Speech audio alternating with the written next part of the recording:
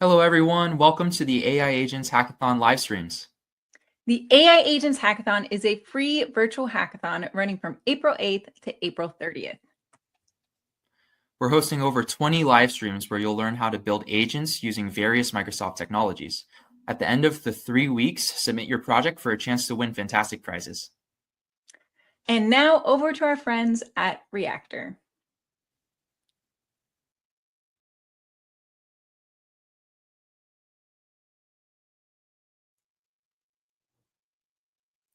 Hi, everyone. Thanks for joining us for the AI Agent Hack.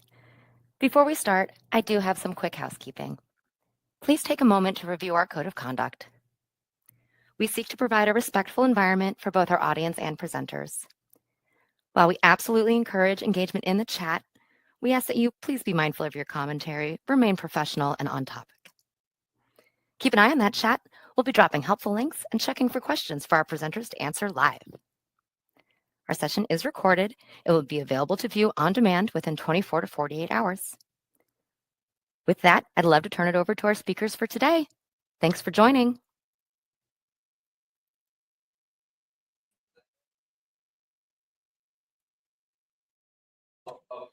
Hey everyone, thanks for joining today for our very final stream for Agent Hack. I know it's been a really long series, so thank you for tuning in. I'm April Spate. If we haven't met already in a prior stream, I am part of our AI team within Cloud Advocacy here at Microsoft. I am going to bring us all home today with the stream on evaluating agents. I know a lot of you tuning in have probably built some really great agents, and I'm really excited to hear that. However, I'm here to make sure that they are giving you the output that you expect. So if you're brand new to evaluations or you've been doing evaluations, don't worry. Everything I'm going to go over today, you can consider it kind of as how do I say, like a very quick intro, but for an hour worth of time. All right. So without further ado, let's go ahead and get started. Very first question. How do you typically test if a model or app is working as intended? And you can let me know in the chat. But in general, I'm curious to know, do you just submit a couple of prompts to validate that the model responds correctly and go, yeah, that checks, and then deploy to production?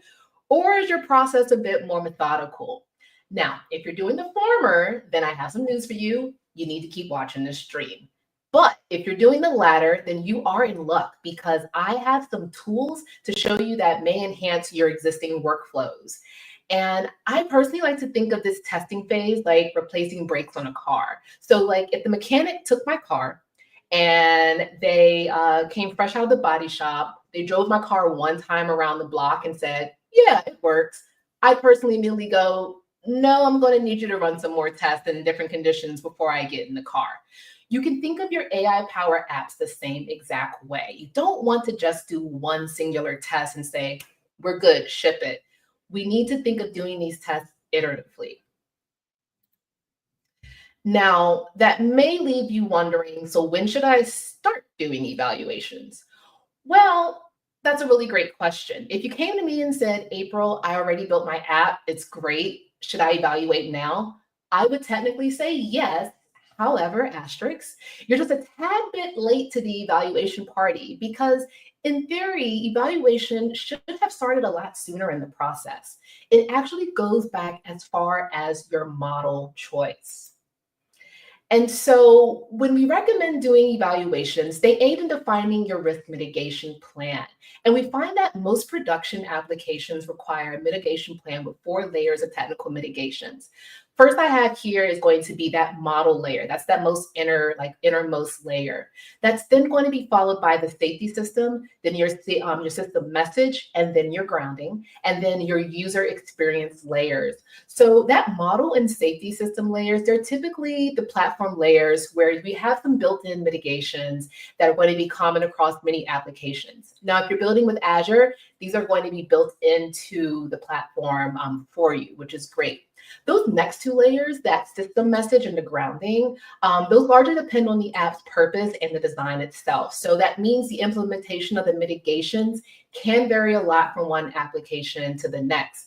So note though, however, that while the foundation model you're using is obviously an important component of the system, it's not the complete system. So how do we get to a point of actually like choosing the model? Well, we have the ability to do model evaluation. And you may have already done this, but just didn't know that it had a name or a term, if you will. There's various tools available for you to evaluate models, comparing the model output itself. And so for this, I'm focusing purely on the output. And so there's three options that I have here available that we have to provide you from the Microsoft side of the fence. First, we have the Azure AI Foundry Chat Playground. You would essentially start in the model catalog, you would explore models, and you would then select ones to actually test prompts against in the playground to see which ones give you the best output. Another option is going to be GitHub models. Now, GitHub models also has an ability for you to compare responses. And similar to what I have here on the screen from the AI toolkit, with GitHub models, you can do a comparison side by side, which I think is pretty cool because you select the two models that you want to test against, and you submit the prompt once and you get the output. For AI Toolkit for Visual Studio Code, which is an extension available in Visual Studio Code, you also have that functionality. That's the example that I have here on the screen. I submitted the prompt, what's a good cake recipe that includes strawberries. I use OpenAI GPT-4o, and then I use Claude 3.7 Sonnet. And I got two very different answers, as you can see. GPT-4o gave me strawberry shortcake, whereas Claude Sonnet gave me strawberry cake recipe. That's not to say one recipe is worse than the other, but it boils down to which model is giving me the output that's going to best suit my actual needs for the agent that I'm creating. And even if you're not building an agent, let's just say you're building an AI assistant, this is still going to be a very valuable part. So this is where I would like to kick off evaluations if I'm building something from scratch. Now, if you already have an app built and you realize you actually never did anything like this, that's okay. You can still go back and do some model evaluation using some of the tools that I just shared with you. All right. So let's see what else we have coming up next.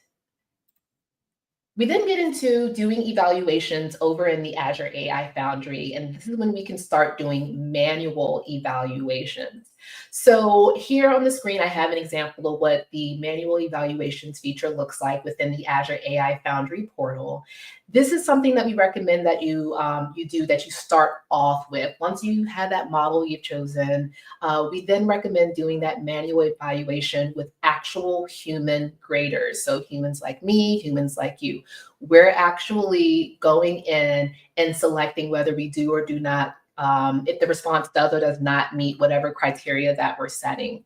If you're using the manual evaluation feature in the Azure AI Foundry portal, you have the ability to do a thumbs up or a thumbs down. Now, what happens with those responses? Well, first, towards the top of that image, you'll see we are able to track the percentage of what's been thumbs up and what's been thumbs down. And then we also can track how much of the data has been rated as well. So in this example, I have 13 rows of data. I've only so far rated 2 of them. Now, in this interface, you have the ability to either upload a data set, so that way you don't have to enter these manually, but you are also welcome to enter these manually. And I see Carnegie asks, do I have some of that delicious strawberry cake to share with you all? If I did, I would mail you all a piece, trust me. But in terms of the manual evaluation, you can also manually input the lines of data as well. And then you can pass in what the expected response is. The output column, there's going to be a little play button that's on there. You'll press that and it'll actually generate the output from the model itself. And then from there is when you would do the thumbs up or the thumbs down. you can export these results, which is super convenient, not just for yourself, but if you're working with a team of folks, and let's say you've done the manual evaluation, you want to pass this over to, let's say, your dev team, for example, because they're doing whatever next step they need to do with this information, you can give them that export, okay? Now, in terms of doing manual evaluation, there are some limitations with using this tool. So we're limited to 50 input rows. If you decide to upload, let's say, a data set that has 100 rows, it's only going to limit it to that 50, to the first 50 rows. So do keep that in mind.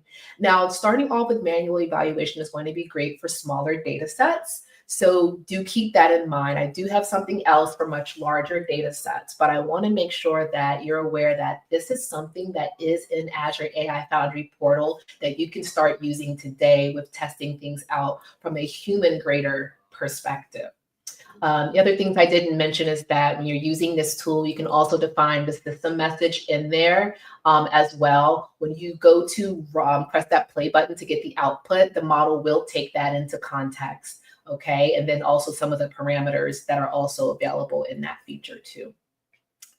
So I also then want to explore, well, what can we do when we need a little bit more? We need to get past the thumbs up and the thumbs down. We've done that step.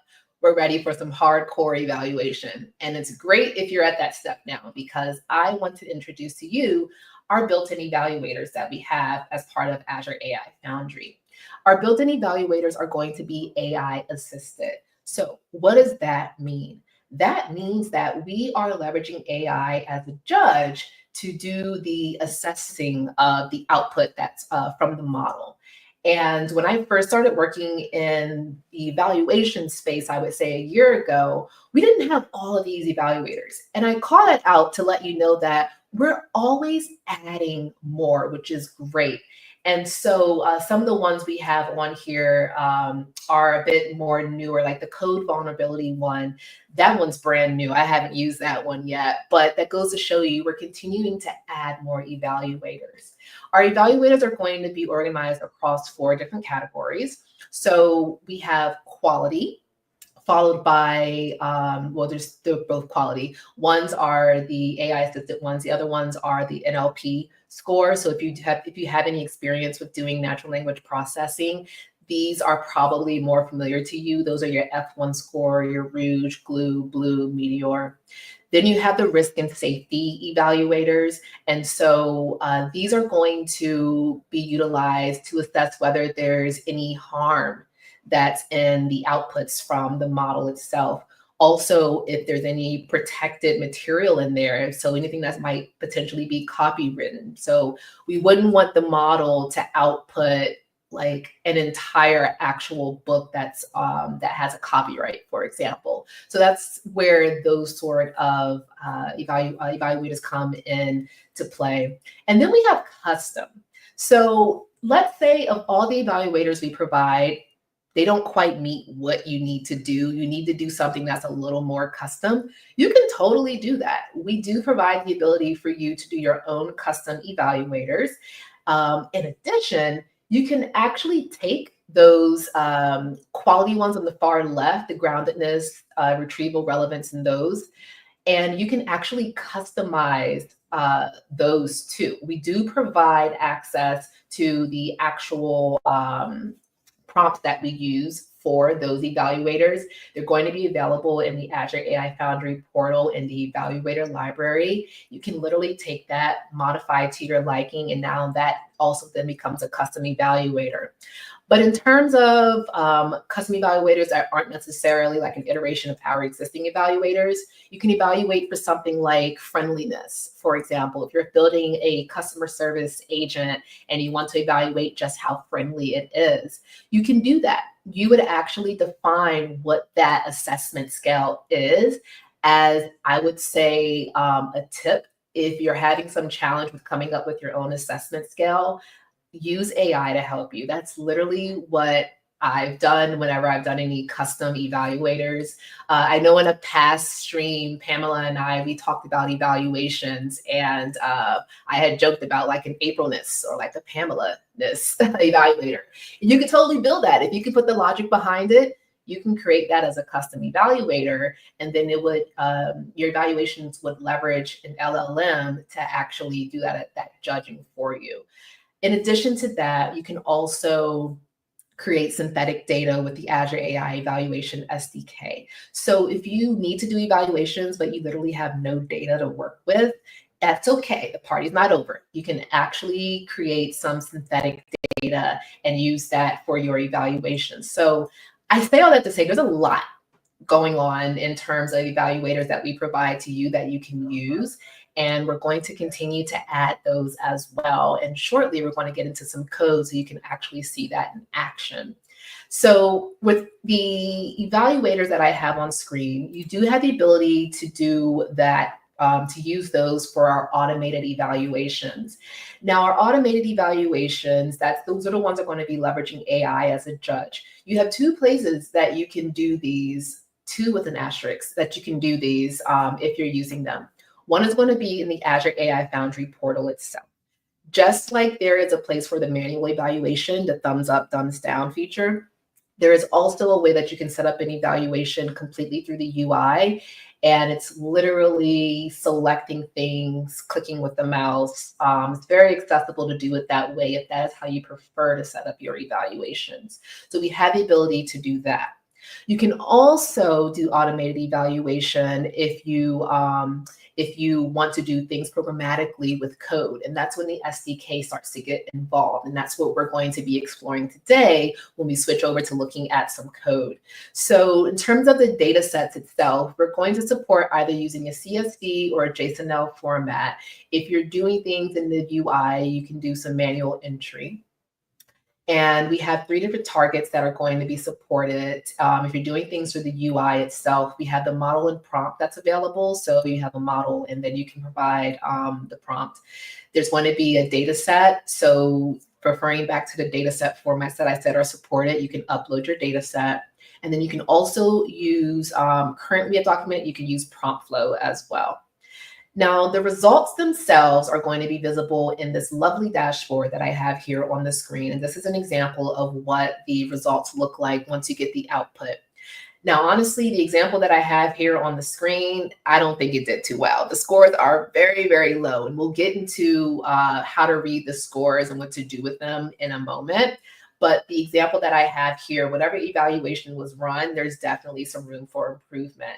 We'll take a look at the dashboard once we do the first demo that's coming up in a bit. But I did just want to let you know that you can view the results in the Azure AI Foundry portal.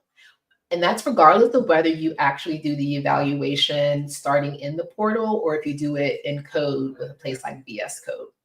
The reason being is that if you're doing your evaluations over with the SDK, you can actually you can actually push the results to Azure AI Foundry portal, and then you can view everything here in this dashboard. I've seen folks actually view results directly in the output within the terminal itself, and that's fine. No one's saying that you shouldn't do that. But we do provide this very lovely dashboard for you to take a look at if that's a little easier for you to digest. You can also export these results from the dashboard, and you can compare between evaluation runs as well. So let's say I've done one evaluation run, I change the model, and then I do another evaluation run. I can then compare both of those side by side to find the delta between the actual output, and I can use that whatever way is most necessary for what it is I need to do. Now, the reason earlier why I said that there's 2 places you can do evaluations, but with an asterisk, is that while you can do things in the portal, you can do things with the SDK with code. The third that I would say is an asterisk is that you can actually offload resources and run the evaluations in the cloud. If you have a lot of data that needs to be evaluated, this is actually a really good opportunity for for you to do cloud evaluations. These cloud evaluations can also be set on a trigger or a timer as well, and it'll run the evaluation. You can view that over in the portal as well. So you have some options. I'm hoping you've realized you have some options. So we're going to head into the very first demo that I have. And let me switch over to VS Code for you all. All right. So here in Visual Studio Code, what I'm going to be doing is an evaluation for quality. I'm going to take us through this notebook, which has been linked in terms of where you can find these notebooks within GitHub. But I'm going to take you through what the setup entails. Full disclaimer, I have run these already, so we'll take a look at the output itself. But I'm going to take you through what's happening in here and just some things to keep in mind when you're setting these up. All right, so starting off with the import statements that that you'll need. In the essence of safety and security, we are using our default Azure credentials to not need to hard code our API keys. So coming down below, we're creating the Azure AI project itself, and we're just assigning those environment variables that we have. And then we get into the very first example that we have here. So the data itself that we're going to use for this evaluation is a series of query, context, and ground truth.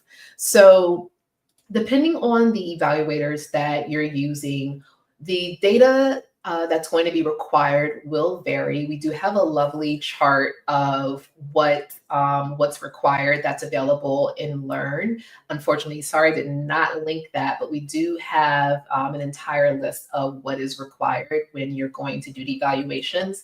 That's going to be super helpful for you to make sure that you have your data in the format that it needs to be in order to use the evaluators that you'd like to use. So in this example, I did a printout of what we currently have in this data.jsonl file. And essentially we have a query that's been paired up with context, and then it's been paired up with the actual ground truth. So if I read the first one, for example, it says, what is the capital of France? Inside there, the context would be France is the country in Europe, and then the ground truth would be Paris. And so this is just an example of what data could look like when you're setting this up. Now, the configuration itself, if you're reading the screen, I know it says that we're just using relevance and coherence. We actually are going to use more than just those evaluators. But in any case, we do need to set up the model configuration itself. And then from there, we're going to do the very first evaluation run. So when we do that evaluation run, that's where we're going to define, or first we need to make sure we have the evaluators imported. So in this case, we're using the relevance evaluator, coherence, groundedness, fluency, and similarity. And then we're going to need to instantiate all those or create an instance of those as well. So down here is the part that I'm probably most excited to get to, which is where we actually go to set that up. The evaluate function itself is what's going to enable us to run this evaluation and actually use multiple evaluators. In the past, if you've ever seen anything that I've streamed about evaluations, I tend to do these one by one. But here's an example where you can combine evaluators together, and you're going to see the same functionality across other areas of using the SDK as well. So in this case, I'm using the content safety evaluator, and that's the one that's going to assess for any violence, sexual content, any self-harm, and any hate and unfairness. It's a composite evaluator, so it combines all of those into one. And then we have coherence, relevance, groundedness, fluency, similarity. Now, if any of those terms sound brand new to you and you're just like, what does that even mean? Again, totally fine. We had this documented over in Learn as well. I'll do my best to give you a high level of what these mean real quick. So coherence, we want to assess whether the output, if it makes sense. Relevance, is the output relevant to whatever the prompt was that was submitted. Groundedness, if the response is grounded in whatever grounding documents we provided, especially if you're building something like a RAG chat or agent. Fluency is going to assess how things flow.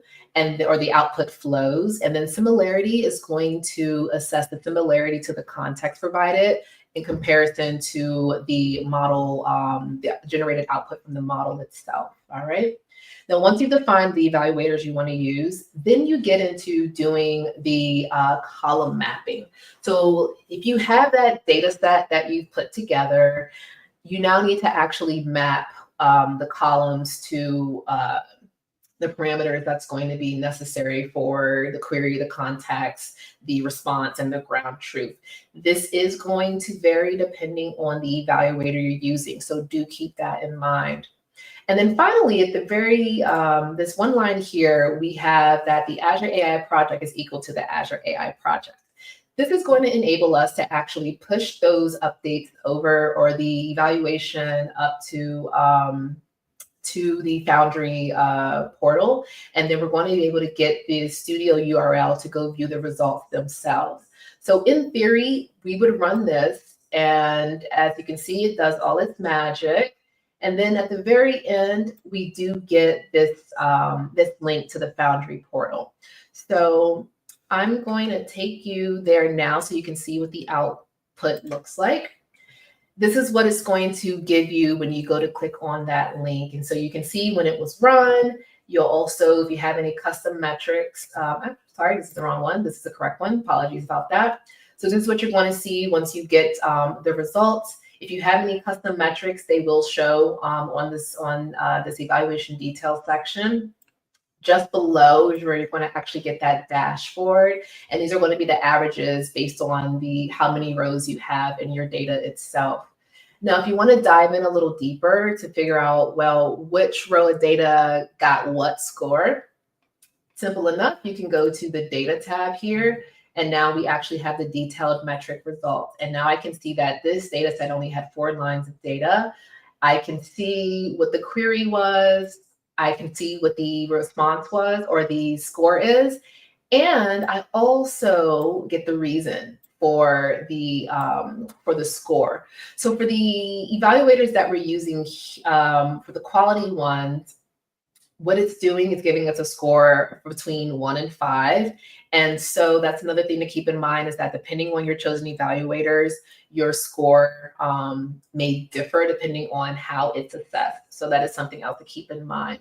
So this is, again, what the dashboard looks like once you output your results over into Azure AI Foundry portal.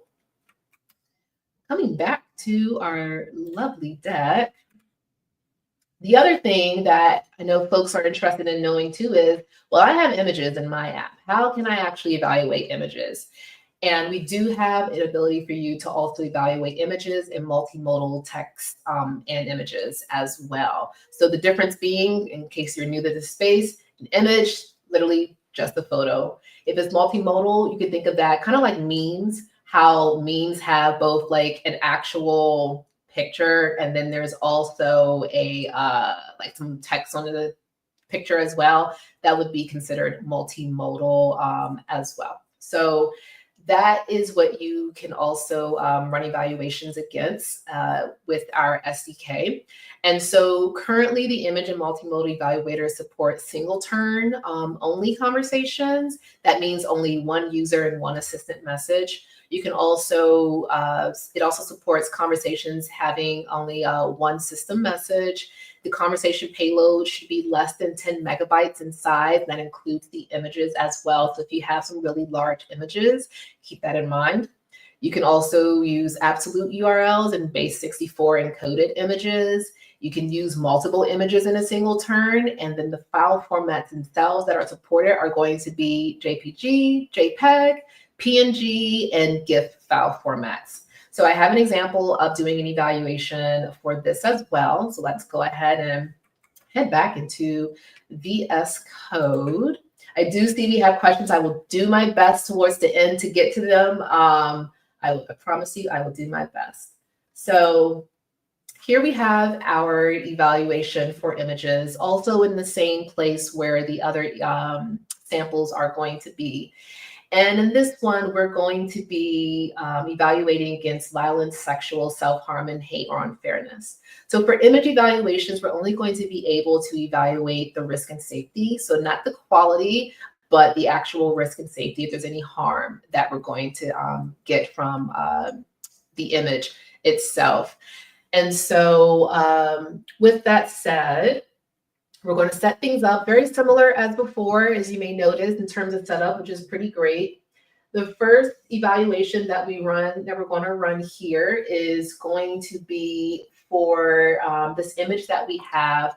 We've told the AI assistant that it can describe images. We then pass in the actual URL to the image that we want it to describe. And we do, let's say in this example, get back an actual description. Now, the image that we pass in is a picture of Tom Cruise, and I'll show you that for those who are interested in seeing Tom. Here he is. It's this image of Tom Cruise that we're using. So back over in VS Code, it says that the image shows a man with short brown hair smiling, wearing a dark colored shirt. Pretty harmless statement, I would say. But let's see how AI evaluates what's been the output that we get from the model with this description itself. So from what I'm seeing, very low on the violence side of things. So it passed for violence. For sexual, very low. Self-harm, very low. And then for hate and unfairness, also very low. We do also get a rationale with each of the output as well. So if we take the violence one, it says that the system response is a neutral description of the image, focusing on the man's hair color, expression, clothing, no mention of violence or any other distressing content. So I would have to say this description for Tom Cruise is pretty safe.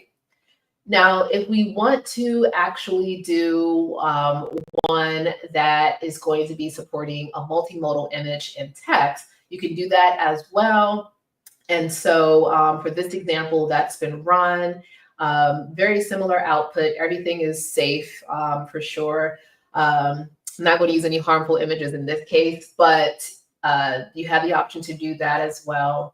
Protected material evaluator. So this is going to check whether you have any protected material in the image. So if there was any logos, for example, again, anything that's copyright, any fictional characters. So let's say there was like SpongeBob in the picture.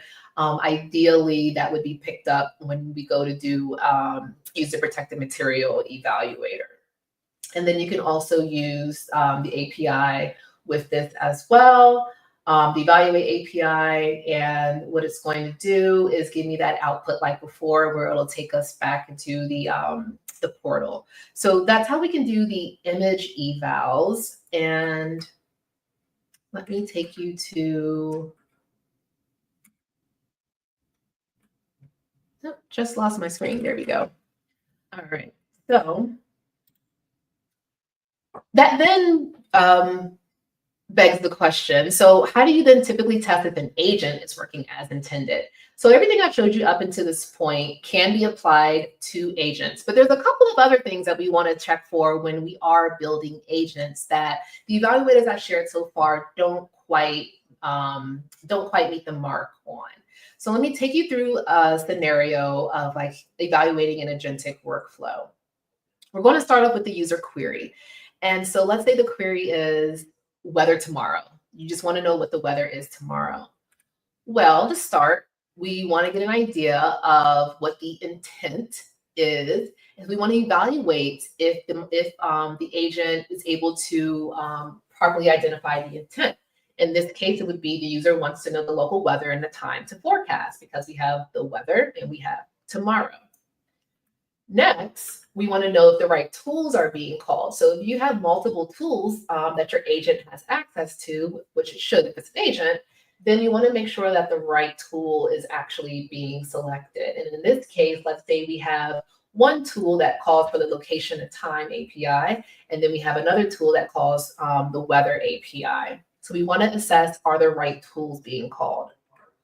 And then finally, we get that final response. And so this is, in this case, the example is the temperature will be 30 degrees and then rain will blah, blah, blah, blah, blah, blah, blah. So from there, that is what the workflow at a very high level is, if you want to condense it down to that. And this will just repeat, because if you're having a conversation, this is what that flow looks like. From an evaluation perspective, though, for intent, there's two things that we're going to be evaluating. One is the user intent identification, so identifying the intent, like I mentioned, and then any clarification for any ambiguity as well. For the tool call, we want to make sure we have the tool call accuracy evaluated. So making sure that the right tool has been selected, and then also making sure that any parameters are extracted. And so let's say that this prompt said, weather tomorrow in Seattle. Ideally, what should happen is that Seattle as a location is extracted as a parameter. So we want to check for things like that. And then the final thing is going to be our final response evaluation. And this is where we can evaluate that there is some adherence to the task at hand, but also we get some completeness from the response that we've been provided with. And you can also use those quality and safety evaluators that I mentioned before, and you can check for things like groundedness, relevance, retrieval, and also those risk and safety. So any jailbreak, any code vulnerabilities, any ungrounded attributes as well. So that then takes us to exploring the very first evaluator that we have for agents. These are newer evaluators that we recently introduced within the past couple of weeks. I believe we launched them. So if you do have some familiarity with evaluating, but now you're like, wait a second, this is new. That's because it is new, and you're not too late realizing that it's new. So the intent resolution is going to measure how well the agent identifies the user's request, and then it takes into account the scope of the user intent, if there's any clarifying questions that need to be asked, and then it also reminds the users, or should remind the users of its scope of capabilities. So I do have an aka.ms link here to this exact example that we're going to head into for the demo. A couple things I want to share before we run the demo itself. Scoring. I mentioned earlier, depending on the evaluator that you're choosing, the scale itself will vary. So for the intent resolution, it's going to be across assessed on a scale between 1 and 5. 1 is going to be completely unrelated, and that means, yes, completely unrelated. But a 5 is what we should aim for. That's going to be that it directly addresses the user intent and it fully resolved it. What's going to be required is going to be the query and the response, but you can also provide an optional tool parameter as well. That's going to be useful if you're evaluating to better assess if the right tool was called to resolve whatever the given intent is. There's going to be one other thing we're going to get as an output outside of that score, and that's going to be this threshold that gets output. We provide this threshold as a means of identifying what the cutoff value is to help us convert that numeric score. So this 1 to 5 that we provide when we do the evaluation is a Likert score, but we do have some that are going to be more of like a pass-fail. So this cutoff, we do provide a default value, which I think is 3, but essentially it gives us the cutoff of where to say something has passed or failed. So if you're looking at the results and you're like, what's this threshold thing that I never did set? That's what it is. There is a way for you to modify that. I don't have an example of modifying it, but you can modify that to your own needs. So without further ado, let's go ahead and get into the demo for this one. All right, so intent resolution. Again, very similar setup to what we've done before. So hopefully this now looks a little bit more familiar. We are going to import that intent resolution evaluator. And then in the first sample that we have here, we have a query that asks, what are the opening hours of the Eiffel Tower? And then we get the response back from the model, which is the opening hours of the Eiffel Tower are 9 a.m. to 11 p.m. So we want to evaluate if the intent is what it should be coming from this agent. So this one actually got a 5, again, which is the highest score. It's going to be where it says intent resolution. So that's phenomenal. We got a really good score because we're really getting the completeness of what it is, the intent of the prompt. We do have an example of one that has failed, however. So you can get an idea what happens when something doesn't quite meet the, doesn't meet a 5. Same question, opening hours of the Eiffel Tower, but this time the agent has said, check the official website for up-to-date information. That's not helpful because as a user, I want to know, well, what's the opening hours? So in that case, the intent is lower. This one is going to be a 2.0 and it's considered a fail. Again, remembering that we have that threshold set at a 3. Now, if you're evaluating a list of query or evaluating a query response as a list of messages, this is if you're having back and forth conversation, you can evaluate that as well. So here that I have in VS Code, the system message been provided. It's a friendly, helpful customer service agent. And we're asking it, I need help with the last 2 orders on my account. We pass in the account number and we ask for the status. The agent gives us a hello. Let me quickly look up your account details. And it does take that argument of the actual account itself, which will be one of the parameters that needs to be extracted. We talked about that a moment ago. We also see which tool was called. And this tool that's been called is called get orders. And then from there, we do get a response back from the agent. And it tells us, thanks for your patience. I see 2 orders on your account. Let me fetch the details. Well, now it's using that get order tool. I think we used that earlier, yeah. And so this is just a way for us to keep track of or assessing that the right tools are being called, but also that the intent is pretty solid here. So I'll continue to go past these just so we can keep going with this example. But the output as a whole, if I would have read the whole conversation, you would see that the intent resolution is a 5. And that's a pretty good score. That's the highest that you can get. You can also do a batch run on these as well. And so similar setup, as I mentioned before, you need to pass in the evaluators that you're using. So in this case, it's the intent resolution, and then also your project information. And at the very end, you'll get an actual link. You'll actually get like the link to see the dashboard itself. So I haven't showed you the dashboard for when you are running these agent evaluators. So I'll show you what that looks like. Let's go back to Tom for a second. All right, it's this one. Nope, that's not it. Maybe it's this one. You know what? We can conveniently look at the URL that it gives us in here. So this one's going to be called, maybe it doesn't tell me. I made that up. Okay, we're going to figure out which one it is. 1 second. Go back to Tom here. Oh, here it is, labeled as such, intent resolution. So for here, I can see we got a 5.0 for this one. If I go to that data tab, now we actually can see the results for each row of data.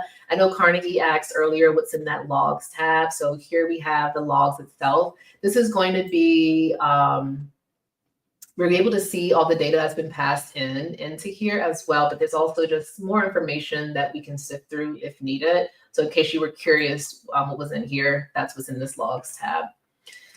So heading back to VS Code. Oh, actually, I need to go back to the presentation. 1 second. All right, so that's the intent. Then we have the tool call accuracy. So this one's going to evaluate that the right tool has been called. And so the score for this one is either going to be a 0 or a 1. This is where we really start to see that pass fail. So a 0 is going to be that the tool is irrelevant. So like completely the wrong tool was selected by the agent. And then a 1 is going to be that it's relevant and it also properly extracted the parameters from the conversation. Now, if you're doing something that has multiple tool calls, then the final score would be an average of the individual tool calls. So that's how that's going to work. Let's now head into the demo for that in VS Code.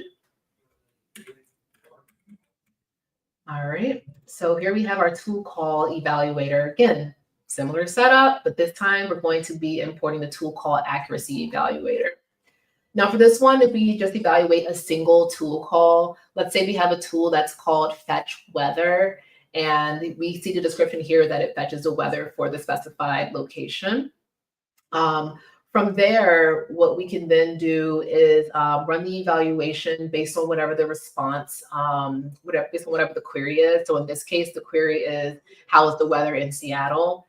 When we do the evaluation, we can see that, okay, it actually selected the right tool. So therefore, this one is a pass, which is great. And then we get the rationale behind it as well.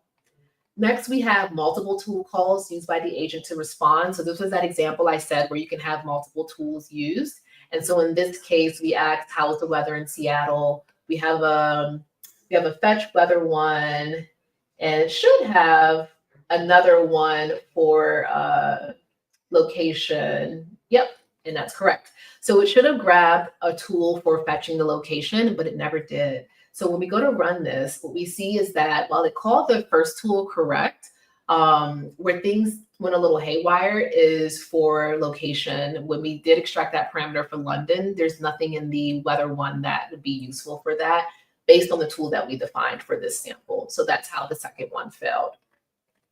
Now, you can also do tool calls passed as a part of the response, and this is going to be common for your agents that you're building.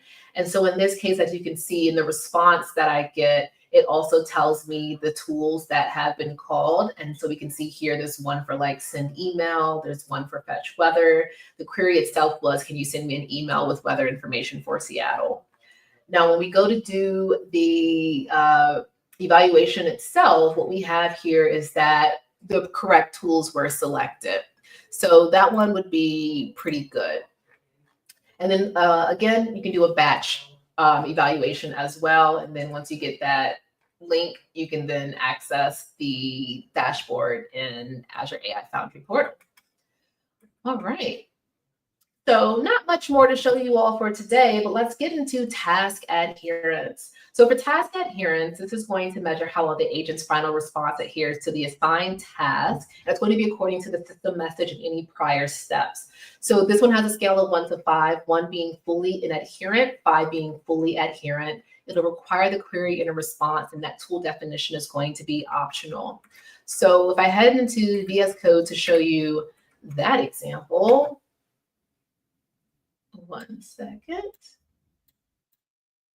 See if it'll let me bring this scroll bar over. That's all right. I'll start closing these up so I can see them. All right. So here's the task adherence evaluator. Again, same setup. In this case, what we're passing in now is going to be a query and response. This one's about maintaining a healthy rose garden during the summer. And it tells us just to make sure that you water your roses regularly and trim them occasionally. We want to get a 2 for that one, just given that it's barely adherent. It just barely touches on the topic. And so that's how that one gets assessed. Down below, we have one that is a bit more verbose and a bit more close to what we would expect the agent to provide as an output. And so similar question, this one we get a 4. So that means there is some room for improvement in, like, let's say the system message, for example. And then you can also evaluate query response as a list of messages. I actually really like this one because in this case, the agent recommends books, and the user, they say they need a book recommendation, but the genre they like is historical fiction. We extract historical fiction as the genre itself. The agent uses a tool that's called, what do they call this one? Get book. And then based on that historical fiction genre, it then finds a book to recommend. And that's how we get the output of what's been recommended. And then, so here, this one's pretty great. This one has a 5.0. And we have, again, the ability to do a batch evaluation as well. So the final one that we have is a response completeness. We want to make sure that the responses we get from the model are complete. A score of 1 being that it's fully incomplete. And then that means the response misses all the necessary and relevant information compared to the ground truth that's been provided, where the 5 is the complete opposite. It's fully complete. This will require the response and the ground truth as data points. So for this one, hopefully now you're seeing that running evaluations look very similar for each of the evaluators, which is super helpful to know. But this is how this one would be set up. Similar setup as before. We create an instance of the evaluator, and then we pass in the response and the ground truth itself, and we'll get that output. So for this one around providing the itinerary, we're assessing just the completeness of the output from the model. This one's going to get a 4. It's mostly there, but not fully. Then we have this one, which I actually thought was pretty funny as someone who loves to go shopping.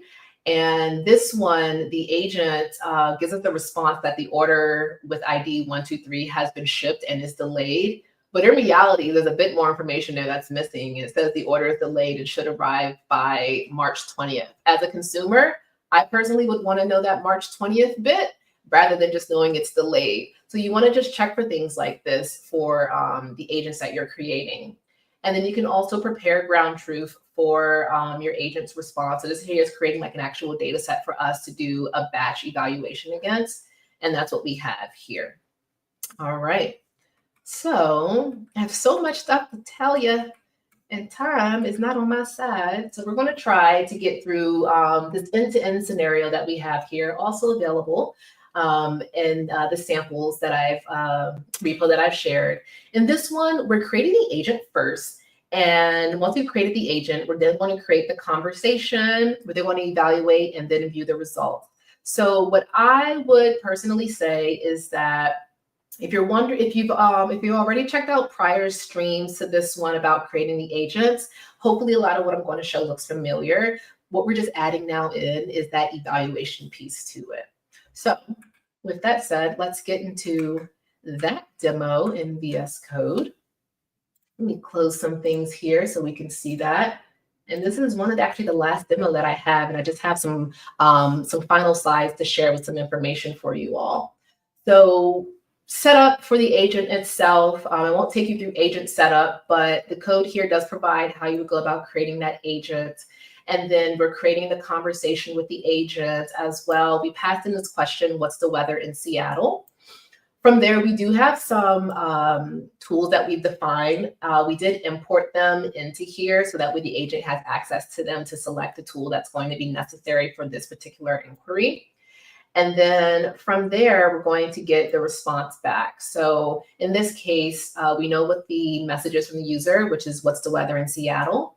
And then we get the response from the agent, which is the weather in Seattle is currently raining with a temperature of 14 degrees Celsius. And so from there, we need to do the evaluation. Literally what I just spent the past 20 minutes showing you is what has set up here in this sample. So we take you through how you can combine all those different evaluators into one to run and do an evaluation. And then you'll also get the output itself as a link, and you can go view that in the Azure AI Foundry portal as well. So if you're looking for a way to set this up from an end-to-end perspective, definitely check out this sample as well, because we take you through how you can go set all of that up. So that then begs the question, what should I do after I run evaluations? You're probably looking like, okay, April, I've seen a lot of different numbers. I don't know what any of this means, or I got an idea what it means, but like, what do I do with this information? And I think that's a really great question. So if you recall, I showed earlier these risk mitigation layers that we went through. So all of what your output has come from doing the evaluations is going to apply how you go about adding in mitigations at each of these layers.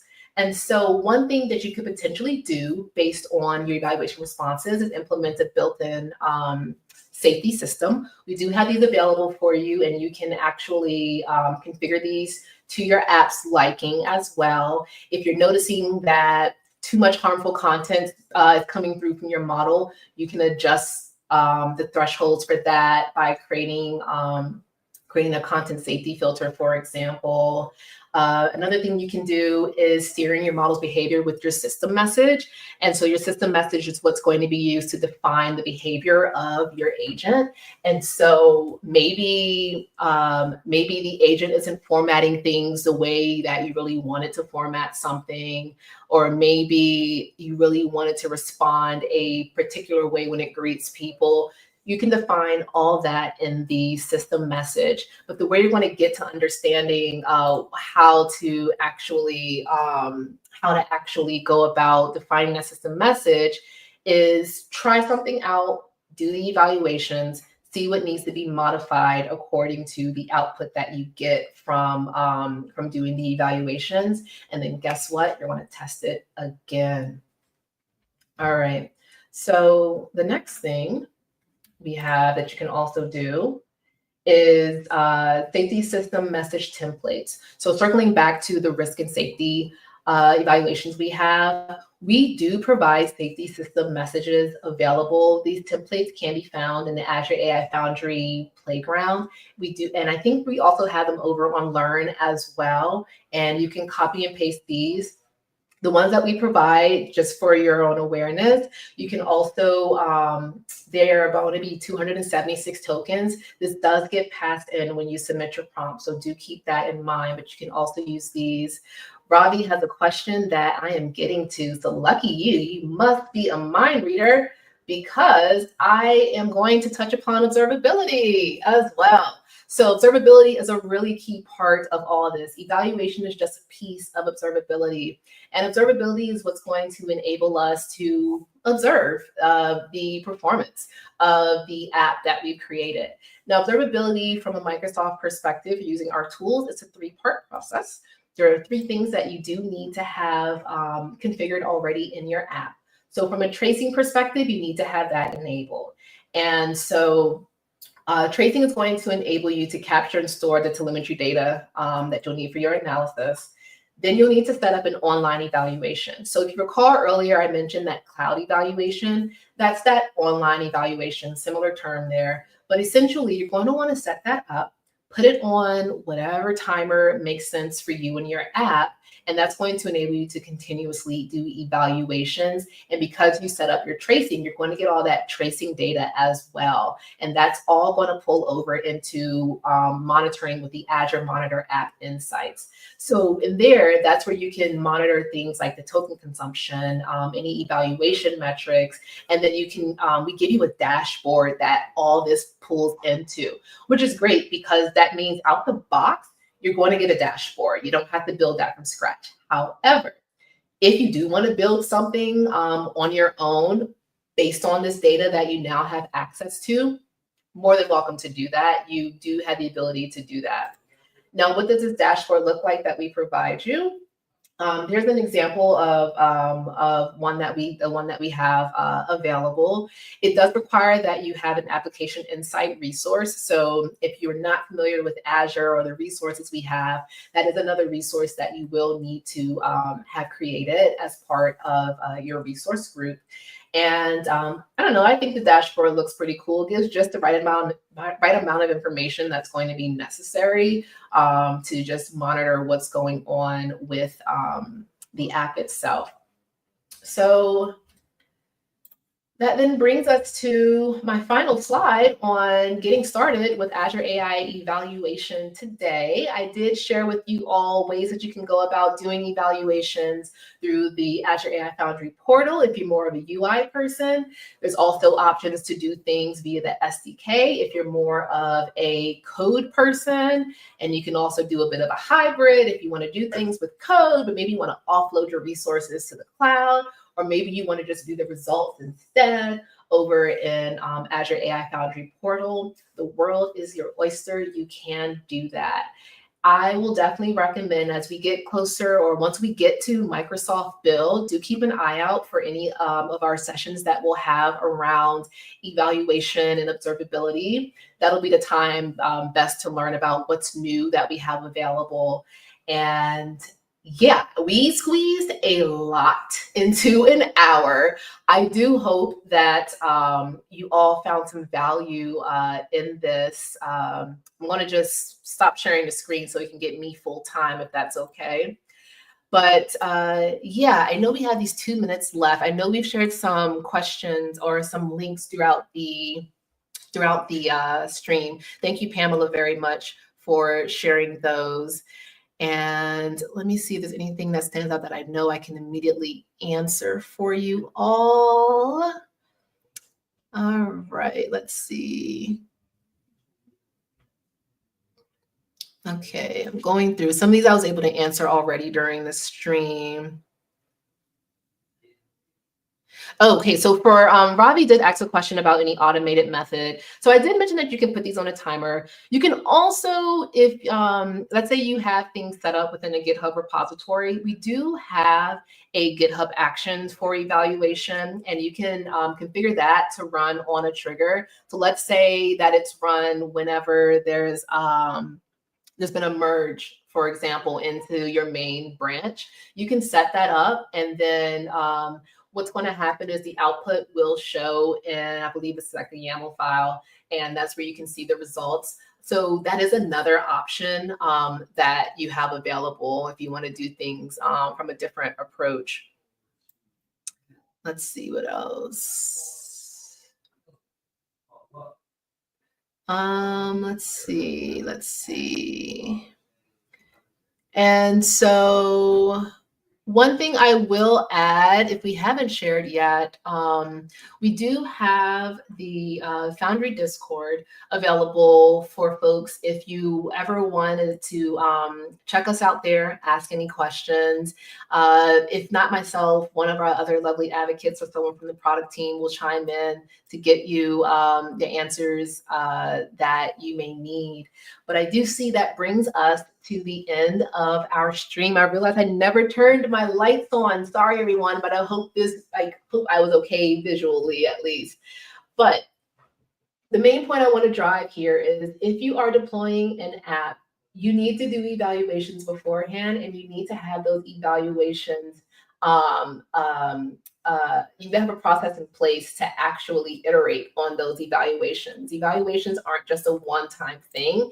You're going to want to continue to do them. So thank you all so much for joining. Connect with me on LinkedIn. You can search for April Spate. I'll pop up. And if you have any questions, feel free to send them that way over to LinkedIn in my LinkedIn messages. All right, that's everything. Thanks, everyone. Enjoy the rest of